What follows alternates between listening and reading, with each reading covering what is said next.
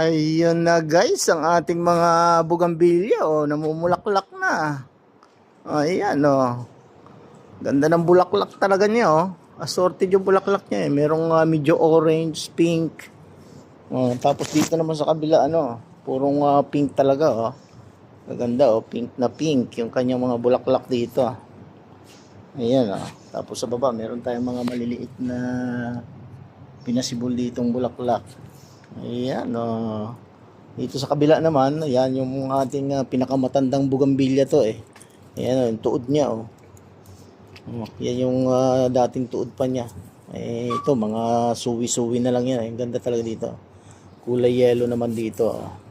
Assorted din, yellow. Meron din ditong halo na pink. Ayan, oh.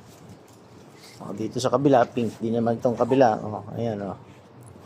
Yan na ang ating mga tanim na bulaklak. Namumulaklak na, di ba? Ayan lang guys yung ating pang reels for today.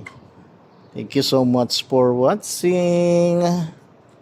Dito kasi sa kabila, puro mga ano yan, oh. Iba naman ang tanim natin dito. Celery. Ayan, kamatis. Kamatis, sili.